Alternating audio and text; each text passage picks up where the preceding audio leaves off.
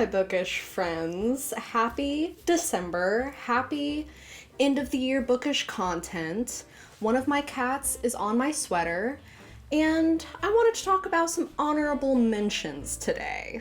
Really quick, in case you're new here, my name is Arin. I read books, I talk about books, and I, along with anyone else on bookish YouTube, have been thinking about my top books of the year because it's coming up on that time to make that video. And I'm honestly kind of procrastinating so I can read more books and try to pump up the numbers. But today, I wanted to talk about honorable mentions because as I've been going through my list of the books that I've read so far this year, there are so many that aren't on my best of list that I think still were really great and really deserve a shot and some time in the limelight. But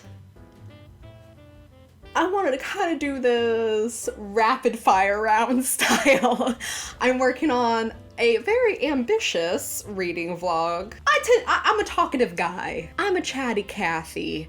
So I'm going to try and challenge myself to explain who I think would like these things, why I liked them, in as few sentences as possible each. We'll see how that goes. Watch this be like half an hour long.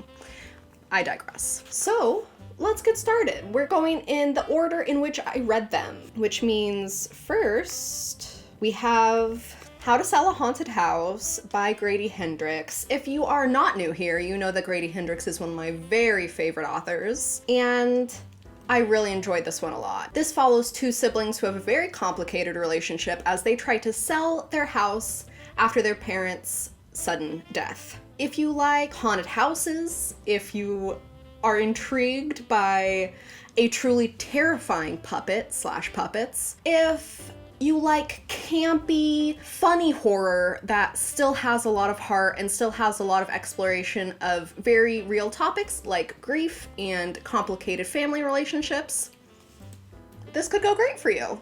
Next up is The Dictionary of Lost Words by Pip Williams. This is a historical fiction following a young girl in Oxford leading up to World War I and World War I.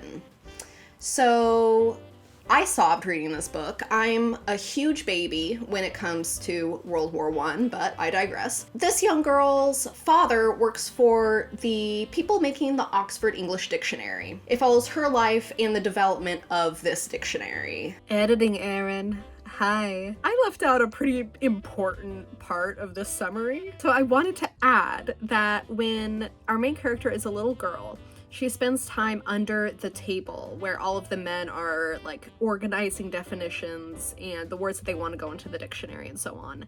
And she finds the word and the definition for bondmaid under the table and takes it. And so she basically starts her own dictionary of lost words, of words that don't make it into the dictionary because they are either about or only serve marginalized groups. And so it follows her as she becomes a young woman, an older woman, and she works on this dictionary for her whole life. And so it's a fun way to see the perspective of some of the people in Oxford who aren't represented by the original Oxford English Dictionary. If you like historical fiction with no plot, that just follows the character who you get to know really deeply and you get to feel really immersed in the time and place, this could work really well for you. I love that, and so I loved it. And again, I cried so much. And next, we have The Last Tale of the Flower Bride by Roshani Chokshi. So this is a modern Gothic retelling of the fairy tale Bluebeard, which is one of my very favorite fairy tales, and so once I found that out, I had to go get it. So, but it's gender swapped, which is a fun little twist. So this is about a man who marries a very mysterious, wealthy woman, and her one thing is like, you can't know anything about my past. You can't ask me questions. You can't go snooping. We're in the present. That's all there is. And needless to say, he cannot hold up that promise. So we find out about her past, which involves a toxic relationship with a friend in like middle school and high school. If you like the kind of like barely fantasy where it's not even really fantastical, it's just that the characters are so obsessed with like the fantasy worlds in their heads that it kind of almost feels like fantasy. If you like houses that are their own characters, gothic vibes but not scary at all, exploration of toxic female friendships. And this is lyrical as hell. These prose were almost too purpley for me, but they did work in this instance. But I'm also not a prose guy. So, beautiful prose, a lot of character development, and a really immersive, wonderful setting. Next, we have The Hollow Places by T. Kingfisher. So I pitched this to one of my oldest friends as Gravity Falls meets Lovecraft. So in this, we're following the main character who goes to work at her uncle's oddity shop. So lots of like fake taxidermy cryptids, various oddities, you know what I'm saying. And she's keeping watch over this while he gets surgery done. And she comes across a portal into some rooms that it doesn't quite make sense how they fit into this building. And then where those rooms go, you know what I mean? We have some portal horror here. It's a really good time, and it's also hilarious, which I think is what happens with T. Kingfisher. She seems to bring really funny characters into really horrifying situations and kind of just lets those things do what they're gonna do, which is really fun to read. So if you like cosmic, weird horror, portals, and like I said, Gravity Falls and Lovecraft, except without the racism, xenophobia, you know, you could really like this. Next up, we have One Last Stop by Casey McQuiston. This book really threw me into my romance era. I did not see it coming. This is the first lesbian romance I've ever read. That's not quite true, but the first rom-com contemporary lesbian romance, or maybe romance at all, honestly, that I ever read. It is about a girl who falls for another girl who she only ever sees on the subway. And we ultimately learn, I don't think this is a spoiler, that this other girl that she has fallen for cannot leave the subway. So we have some sci-fi elements here, which are really fun. It's funny, the side characters are amazing. Honestly, this is such a huge win for me because those side characters were amazing. You know, the quirky friends? These quirky friends were top notch. The two main characters, lovely, relatable, interesting to read about. I teared up. There's like a little sprinkle of spice, and I remember it being pretty good. And it was just a comforting, romantic, fun time. It was exactly what I want a romance to be. I definitely recommend it. And next, we have The Wishing Game by Meg Schaefer. This is about a woman who enters a contest put on by a very wealthy, reclusive author who wrote her favorite children's book series. And he's doing this contest for the winner to get the only copy of his latest book. He hasn't written in like decades. He wrote this last book to the series, and he's like, one person gets the one copy, and that's going to be whoever wins this contest. So it's kind of Willy Wonka, but books instead of candy. The characters are so lovable, so interesting. The plot is like cozy, but fun. I don't know, it felt like reading middle grade written for adults, which isn't something I realized I needed, but I definitely did. It was such a comforting, cozy experience. It made me feel like I was in the 5th grade reading some book that I grabbed at the library, and I ended up reading it like all night long, you know? It had that like flashlight under the covers feeling. Does that sell you on it? Okay. Next, we have A Witch's Guide to Fake Dating a Demon by Sarah Hawley. I'm embarrassed. But I would be lying if I didn't put this on this video. So my partner got this for me for my Stockoween Hallow Stocking thing we did this year because she knows that I love witches and stories with witches. This is a romance between a witch and a demon that she accidentally summons who cannot leave until she gives him her soul. So she's not willing to do that. They're stuck together, and the best way that they can think of to explain away why they can't leave each other's sides is that they're dating.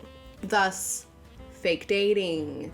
So we have forced proximity. We have fake dating. We have enemies to lovers here, folks. This cute little cover hides some smutty smut. And again, I'm embarrassed. I am a lesbian putting straight smut on my video. But here we are. I liked it, okay? God. No one gives a diddly. And I'm just...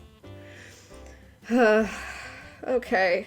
The next one is Camp Damascus by Chuck Tingle.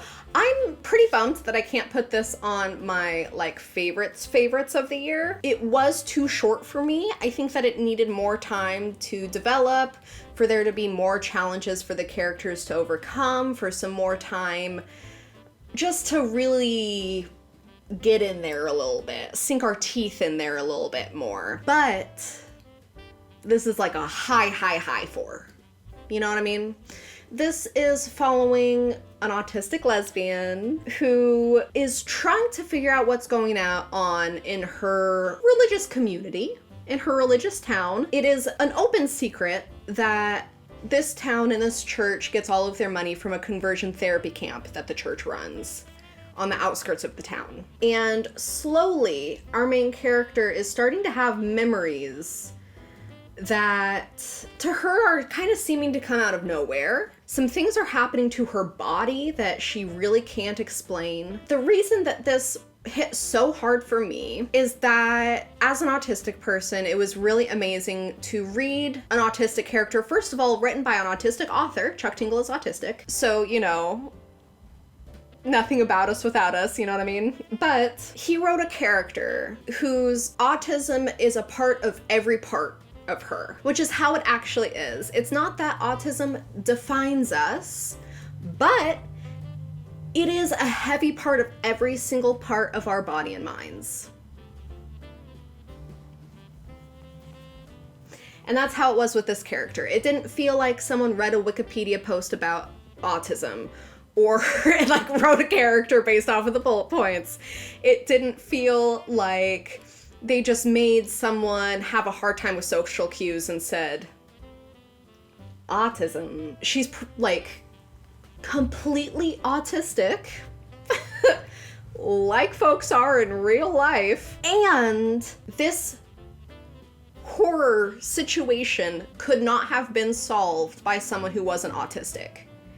It doesn't do the autism's a superpower thing that I find really condescending personally. It manages to subtly show that she is using her autistic traits to solve the mystery, to save the people, to fight the horror. And that was so empowering and fun and interesting for me to read.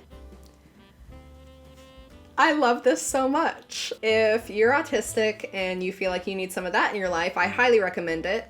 Though, do know that early on, some of the horror comes from her having to mask. And it doesn't last for too long. It's very relatable, but it's also hard to read about. But just know that overcoming that is a huge part of the story. It does all pan out. All right, second to last, we have The September House by Carissa Orlando. So this is about a couple who moves into the first house that they buy on their own. And, you know, this is really important to them. It's their house, their home for the first time after a lifetime of moving a lot and renting.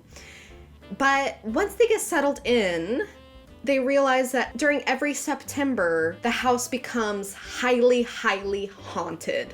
The walls start bleeding, ghosts are running around, and there's something really f***ed up going on in the basement. The September that we're reading about, the husband's gone, and their daughter is like, hey, where the f*** is dad? And she comes to try and figure stuff out, and her mom tries to keep the haunted house of it all away from her. This is kind of cozy horror. It is very funny. It is very interesting because the main character embraces the ghost. She's like, this is my house. We're gonna figure out our relationships and coexist. I'm not going anywhere. I can figure out how to make you ghosts happy. We're all in this together.